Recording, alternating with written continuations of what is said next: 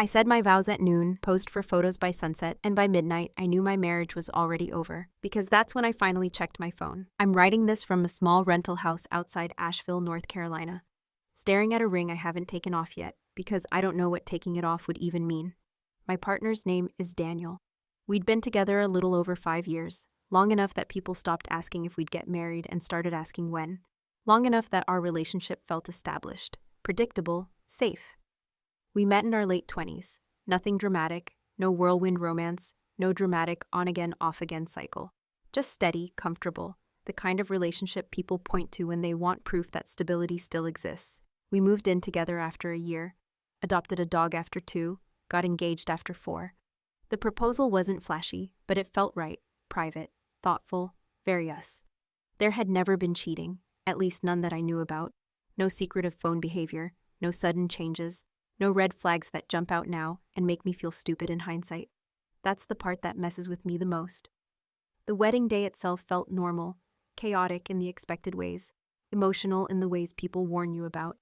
Family everywhere, friends flying in from different states, everyone telling us how perfect we looked, how long they'd been waiting for this day. I barely slept the night before, too wired, too many thoughts bouncing around my head. I remember laying there next to Daniel, listening to him breathe, thinking how strange it was that this was the last night we'd ever go to sleep unmarried. The morning moved fast. Hair, makeup, coffee I barely drank. My phone buzzing nonstop with messages I didn't have the emotional bandwidth to reply to. My parents were already emotional before noon. His family kept taking photos of everything like they were afraid the day might disappear if they didn't document it. Daniel and I didn't see each other before the ceremony. We agreed to keep it traditional. I didn't want to break the illusion before it started. When the music changed and I started walking down the aisle, my hands were shaking. I remember gripping my bouquet too tightly. When I looked up and saw him waiting for me, smiling, something in me settled. He looked calm, steady, like someone who knew exactly what was coming.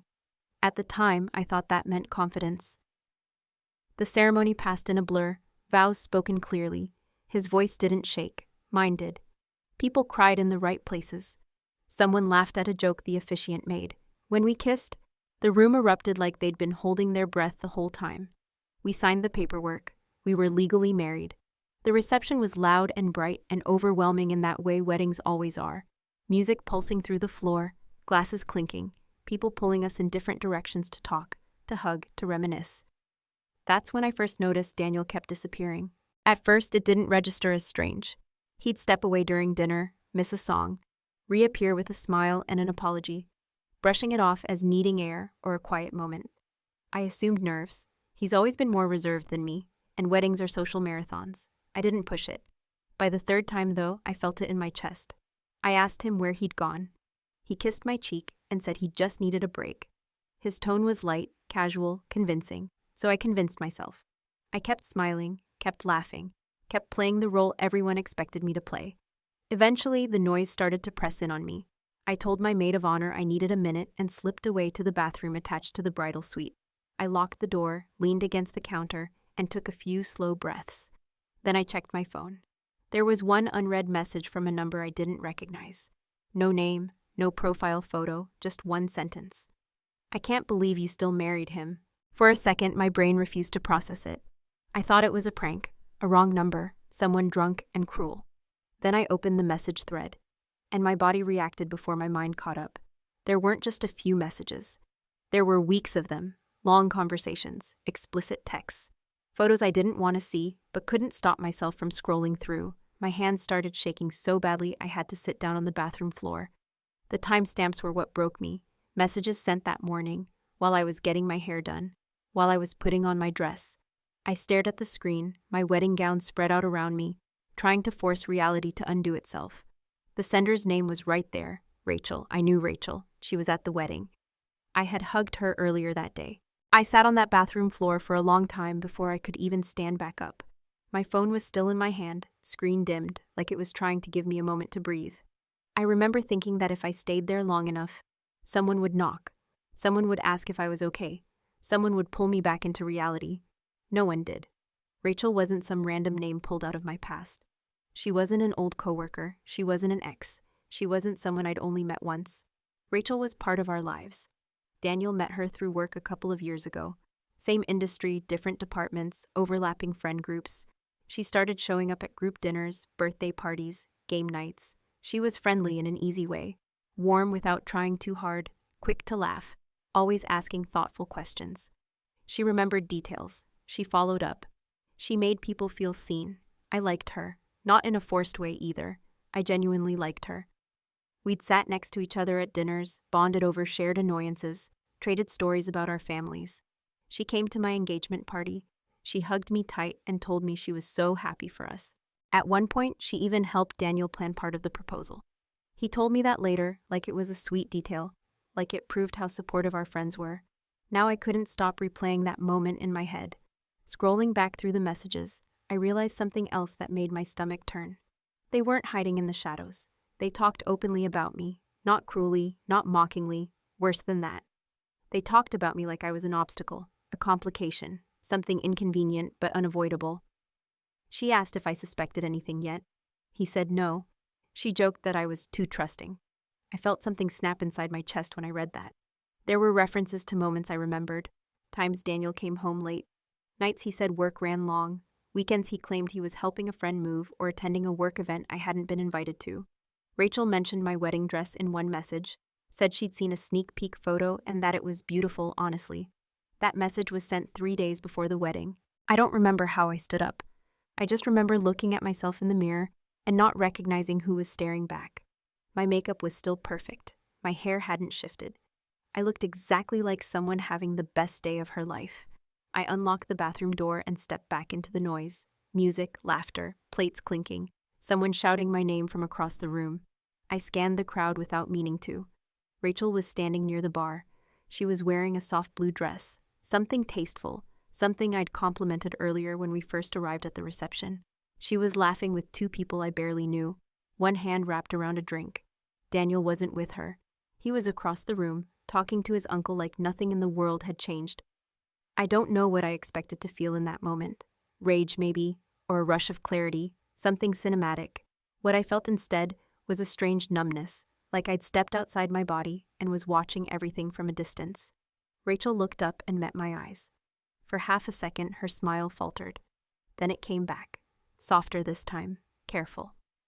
She raised her glass slightly in my direction. I nodded back. That moment will haunt me longer than anything else from that day.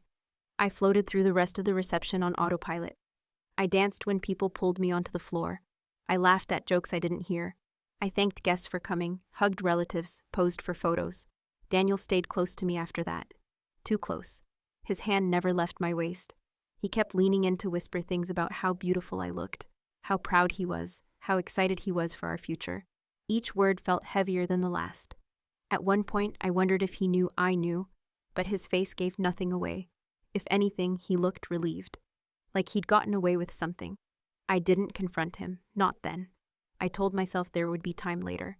That causing a scene wouldn't undo what I'd already seen. Guests had flown in, money had been spent. Everyone was celebrating something that, for them, was still real. I didn't want my wedding to become a story people whispered about for the rest of their lives, so I smiled, I waited, and I counted the minutes until everyone left. By the time the cake was cut, my face hurt from smiling. I didn't realize how much effort it took to pretend everything was fine until I had to do it consciously. Every laugh felt calculated. Every hug felt delayed, like my body had to check in with my brain before it reacted. Daniel never left my side after that moment by the bar. He stayed close enough that it almost felt intentional. His arm around my waist, his hand finding mine whenever someone pulled me into conversation. He kept checking in, asking if I needed anything, if I was tired, if I wanted to sit down. It was the most attentive he'd been all day. At one point, I wondered if this was guilt. At another, I wondered if this was strategy. The music shifted into slower songs, and people started drifting toward the dance floor in pairs. Someone yelled for us to come dance again, even though we'd already done our formal dances earlier. Daniel looked at me, searching my face. "You okay?" he asked quietly. I almost laughed. I nodded instead. We danced, or at least we swayed. His hand rested on my back, familiar and warm, like it had been 1,000 times before. My head was inches from his shoulder. I could smell his cologne. I kept thinking about how close his mouth had been to Rachel's, how recently. He leaned down and whispered something about how this was the happiest day of his life. I didn't respond. The night dragged on in fragments. Conversations blurred together. People started saying their goodbyes. Some guests had early flights, others had babysitters waiting. Each goodbye felt like a countdown. Rachel avoided me after that moment by the bar. I noticed it in the small ways, how she angled her body away, how she always seemed to be mid-conversation when I was nearby. She didn't leave early, she stayed until almost the end. When she hugged Daniel goodbye, it was quick. Too quick. She barely looked at me when she hugged me next.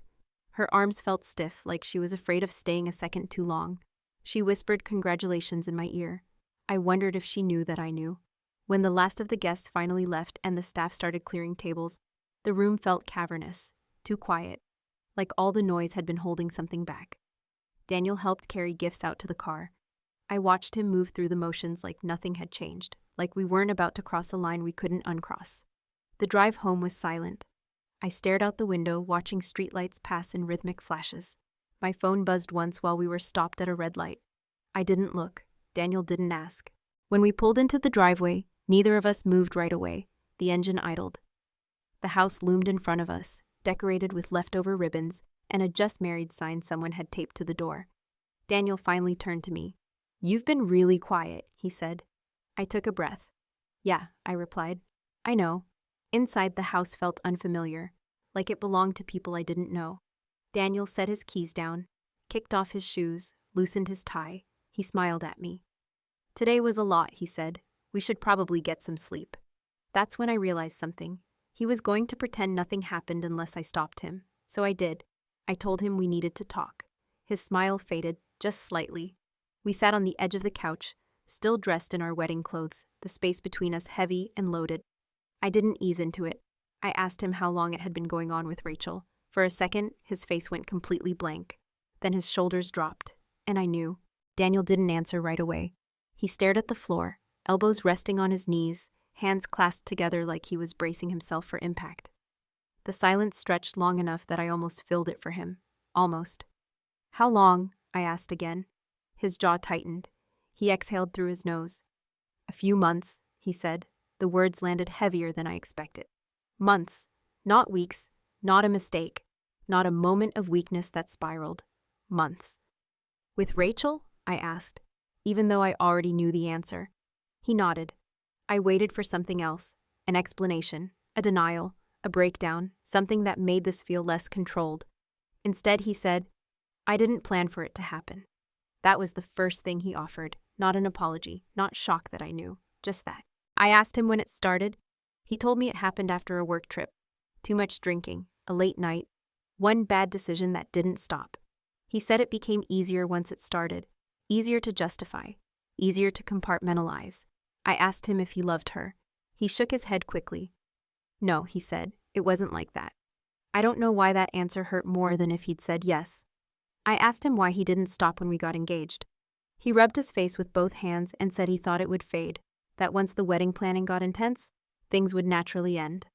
"They didn't," I said. He didn't argue. I asked him why he invited her to the wedding. That's when he finally looked at me. "I didn't want to make it obvious," he said. "If she didn't come, people would ask questions." I stared at him, trying to understand how his mind worked. "So you thought cheating wouldn't ruin the wedding," I said, my voice steady in a way that surprised me. "But not inviting her would." He flinched.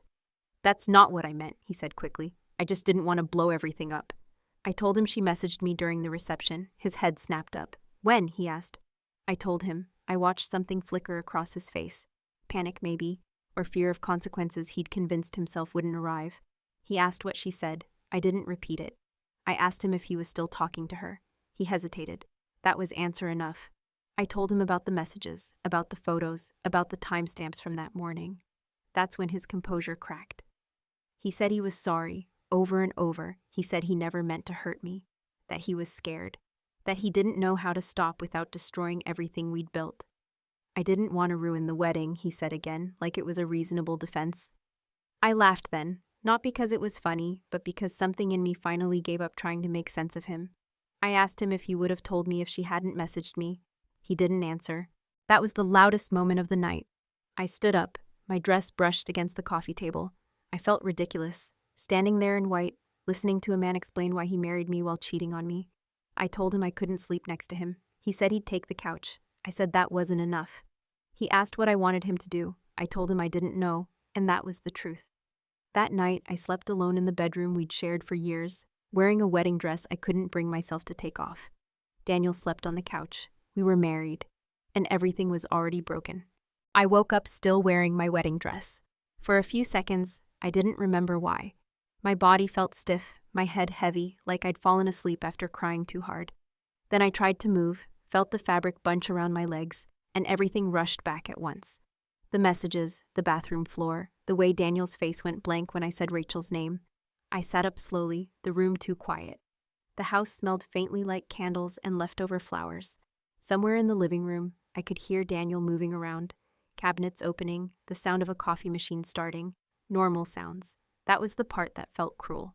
I stayed in the bedroom longer than I needed to, took off the dress carefully, like it was fragile, and laid it across the bed. It looked smaller without me inside it. Less important. When I finally stepped into the kitchen, Daniel was standing at the counter with 2 mugs. He turned when he saw me. "Morning," he said. I didn't respond. He slid one of the mugs toward me anyway. Coffee the way I like it, milk, no sugar. A habit built over years that didn't disappear just because everything else had. "I didn't know if you'd want any," he added. I wrapped my hands around the mug without taking a sip. We stood there in silence, legally married strangers in our own kitchen. "I'm going to my sister's place," I said finally. He nodded, like he'd been expecting that. "I'll give you space," he said. "Whatever you need." I almost told him that space wasn't the problem, but I didn't want to talk anymore. Packing was surreal. I didn't know what to take. Everything felt temporary. I grabbed clothes, my laptop, my toiletries. I left the ring on the counter without comment. He watched me from the doorway, hands in his pockets. Before I left, he asked if we could talk later. I said maybe. That was the most honest answer I had. The drive to my sister Claire's apartment felt longer than it should have. My phone buzzed the entire way. Missed calls from my parents, messages from relatives asking if we'd made it home safely, photos from the wedding already circulating in group chats. I didn't answer any of them. Claire opened the door before I could knock. One look at my face and she pulled me inside without asking questions. I slept for hours. When I woke up, my phone had over 30 missed notifications. That's when reality started spreading outward. My mom called first. She was cheerful, still riding the high of the wedding. She asked how married life felt. I told her I wasn't ready to talk. She heard it immediately. By the end of the day, both families knew something was wrong, not details, just that we were taking space. Daniel texted me once, just once. I ended things with Rachel. I stared at the message for a long time. It didn't bring relief. It didn't feel like closure. It felt like something he should have done months ago and wanted credit for now. I didn't respond. Over the next few days, practical things started creeping in. The legal reality, the shared lease, the joint accounts, the fact that we were married whether I liked it or not. I met with a lawyer on Friday. Sitting in that office, explaining that I'd discovered an affair on my wedding day, felt like saying someone else's story out loud. The lawyer nodded politely, asked questions, talked about timelines and options. Annulment, divorce, waiting periods, words that shouldn't belong to newlyweds. That night, Daniel asked if we could talk in person. I agreed. We met at the house, neutral ground that didn't feel neutral at all. He looked exhausted, hollow, like someone who hadn't slept properly since the wedding. He told me he was ashamed, that he hated himself for what he'd done, that he was willing to do anything to fix it. I asked him why he'd kept going even after we set the wedding date. He didn't have an answer that mattered. When I left that night, I knew one thing clearly. I didn't trust him, and without that, I didn't know what marriage was supposed to be. It's been 6 weeks since the wedding. That feels wrong to write, because nothing about the word wedding fits what happened after. There was no honeymoon, no slow settling into married life, just paperwork, distance, and a growing sense that I was living inside the aftermath of something that never really began. I moved into a short-term rental outside town, something small, neutral, no shared memories in the walls. The first night there, I slept on the couch even though the bed was right there. Old habits don't disappear just because the person attached to them does. Daniel respected the space, at least on the surface. He didn't show up unannounced. He didn't bombard me with calls. He sent careful messages instead. Thoughtful ones. Apologies rewritten a dozen different ways. Updates about therapy, about cutting contact, about doing the work. Every message ended the same way. "I'm here when you're ready." I don't know what ready is supposed to feel like. Some days I wake up angry. Not loud anger, quiet, simmering anger that sits behind my ribs and makes everything feel heavier. Other days, I miss him so sharply it catches me off guard. The version of him I thought I married. The life I thought we were about to have. Those days scare me more. I've told a few people the truth, not everyone. Some relationships change the moment you speak the words out loud. Some people rush to fill the silence with opinions I didn't ask for. Once a cheater, always a cheater. People make mistakes. At least you found out early, but you're already married. That last one hits differently every time. Legally, nothing has changed yet. We're still married, technically still sharing a last name on paper, still tied together in ways that feel abstract, until I remember how permanent they can be. I've met with the lawyer again. I know my options, I know the timelines, I know what walking away would look like, at least on paper. What I don't know is whether staying would destroy me faster than leaving. Daniel and I met once more last week. Neutral place. A quiet cafe where no one knew us. He looked thinner, tired in a way sleep doesn't fix. He told me he loved me. I didn't say it back. He asked me if there was anything he could do that would make me trust him again. I didn't answer right away, because the honest answer isn't simple. Trust doesn't shatter all at once. It erodes, quietly, over time. And I don't know how you rebuild something when the foundation was already cracked before you realized you were standing on it. Before we left, he asked me something I haven't stopped thinking about since. If you hadn't found out that day, he said, do you think we would have been happy? I didn't know how to respond, because part of me thinks we would have been, and part of me wonders if that's the most terrifying part of all. Now I sit here with a ring I don't wear, and a marriage I don't know how to define. Some nights I imagine a future where this becomes a chapter we survived. Other nights, I imagine myself years from now, wishing I'd been brave enough to walk away when I still could. I haven't decided anything yet. I don't know if that makes me cautious or weak, and I don't know which choice I'll regret more.